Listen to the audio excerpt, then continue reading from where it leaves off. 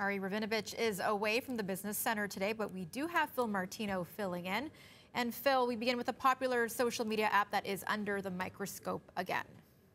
Melissa, TikTok's troubles, they appear to be mounting. We keep hearing about the troubles that TikTok is having. Now, the Federal Trade Commission is investigating TikTok over its data and security practices. The Associated Press reports the investigation could lead to a settlement or a lawsuit against the company. In its probe, the FTC has been looking into whether or not TikTok violated a portion of federal law that prohibits unfair and deceptive business practices by denying that individuals in China had access to U.S. user data. Now, the investigation is the latest battle in Washington for the social media company, which is already fighting against a federal bill that could ban the platform in the U.S. if it doesn't break ties with its Beijing-based parent company, ByteDance.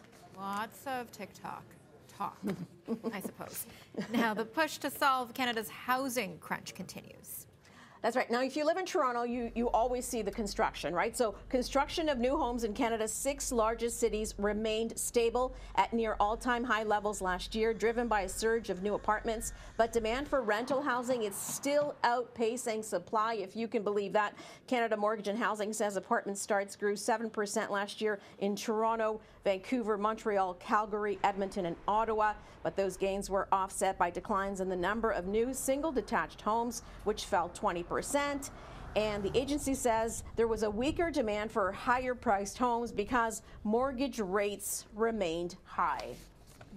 Things are getting really, really expensive. And cruise ships here, they ran into some choppy waters during the pandemic, but suddenly it appears it's smooth sailing once again for the industry.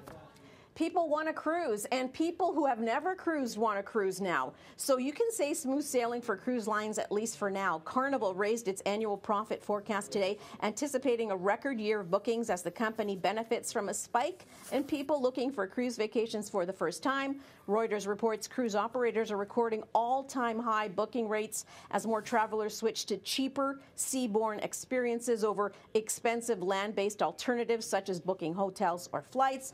I'll give you an example. You can do a 7-day Eastern Caribbean cruise from Miami starting at about $1,400 US a person. I think that sounds Not like bad. a deal. Yeah, not bad at all. Yeah, so if you want to do a cruise, $1,400 doesn't sound like a bad deal. No. I'm in, Melissa. Sign me up. We'll go together. All right. Well, thanks so much, Phil. That's Phil Martino reporting at the Business Center.